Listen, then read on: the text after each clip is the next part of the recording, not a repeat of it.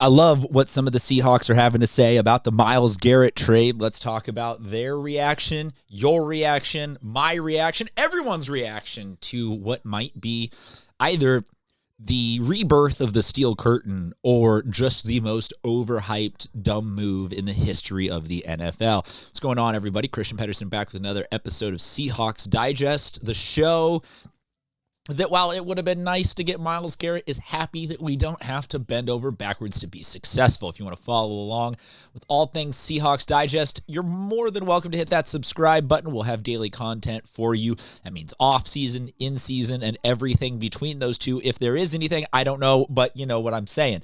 Trying to get you guys to tap in, if you will. So Let's go with it. Let's talk about what A.J. Barner had to say, sounding off on the Rams and Myles Garrett, and you know, just the reaction that the world of football punditry has had to the deal sending Garrett to the Rams. Now, this will, you're probably like, well, why are we talking about the Rams? It's a direct opponent that we have to play multiple times a season, and probably somebody that we will have to get through in the playoffs to get back to the Super Bowl if that is the ultimate goal. So I am curious. Also, sometimes we live in an era of just like media-trained individuals who don't give anything. Like, they just give nothing burgers. And not that I want, you know, a Randy, we're going to go out there and we're going to give Myles Garrett all that he can. Like, I don't need that. I don't need some WWE promo. Apologies for blowing out anybody's eardrums. But I'd like to hear some guys stepping up and saying some things. And this was a quote. He was on Ian Rappaport's show, talking about just all things Seahawks, and you know, for sure, you know, I grew up in Cleveland, so I've seen all this success Myles had had, and got a lot of respect for the player that he is. Barner said, "When that game rolls around, I'm sure we'll have a bunch of chip blocks for him and outside zone." That's awesome. To basically say, I'm ready, bring it. And not just to say specifically, I'm ready, bring it, but be like, hey, we're going to go at him. Confidence on 10. Whether or not he specifically is ready to handle Garrett, obviously we will find out. We're also going to find out what the entirety of the offensive line is going to be able to do. This is a better offensive line than we have had historically in the last 15 years, and it's a lot of pieces coming back from last year. This is just a TLDR or a Cliff Notes, if you will, for those of you that are maybe not like die hard every single day Seahawks fans. And if this is me over explaining to some of you, I apologize. Gotta pander to all the fandom here, but between Cross and Zabel, got first-round selections, big money on Lucas. Like, this is an offensive line and tight end group that has obviously now the resume, the deliverables, the measurables, the whatever it is that you want to say. We won the Super Bowl with them, and bringing all of it back more or less. And some of the backups are coming back, and like it. I hate being a broken record, but I say this in every video, it feels like. There is the vibe that this year's team could be better than last year's team, or at least as good as last year's team.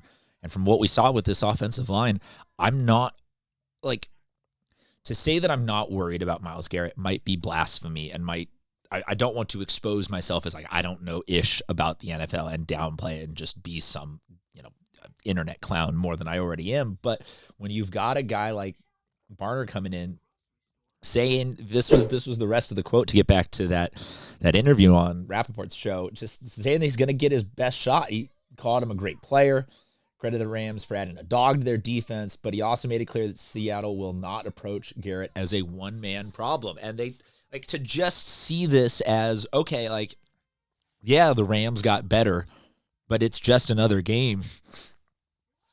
It's just another player. It's just another down. It's chip blocks, it's outside run. It's the kind of thing where it's like, maybe I'm reading way too much into this. It's the off season. I get it. There's not necessarily infinite amounts of football to talk about, but call it 27 other teams might have guys coming out there saying, oh, he's going to be a tough test. He's going to be it's an opportunity for us to really test ourselves. Using words where it's like giving reverence to him and saying, basically, hey, we acknowledge that that's Myles Garrett. Holy hell. But to say, look, we're going to run at him. We're going to chip him. We're going to provide outside zone. And, yeah, he's a dog, but we got this. It's just a game. That, to me, exudes an immense amount of confidence. And especially, Barner is going to be the guy that lines up, head up on him more, or just as much, if not more, than anybody else. And he's going to be very singularly responsible for at least the initial part of a lot of those blocks. So to have a guy like that out there saying, hey, I'll do the dirty work, let's bring it. I also like it as a tight end. Tight ends can offer you mixed skill sets sometimes. We got some guys who are more more of a Travis Kelce receptions downfield type. We got guys who are more of an Algie Crumpler, gonna block you type. And there's a whole bell curve of distribution in the middle, but very rarely do you get a tight end who is willing and happy and proud about, oh man, I'm going to do the dirty work. I'm going to throw those blocks. I am an extension of this offensive line. A lot of them, I think, in the modern era, like to see themselves more as the skill position that is just bigger and closer to the line than as an extension of the line. So I dig it.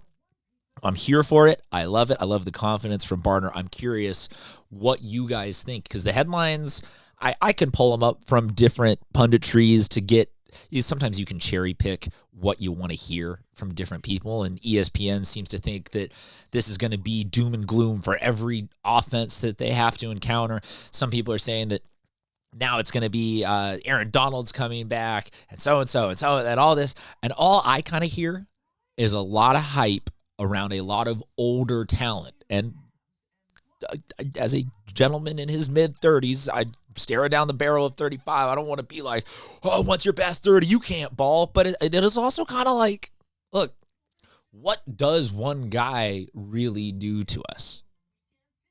Yes, he is a fearsome competitor, and he's big, and he's historic, but he's also played a lot of seasons, and I think that there's a lot of tape out there on him, and at least the ways that you can figure out how to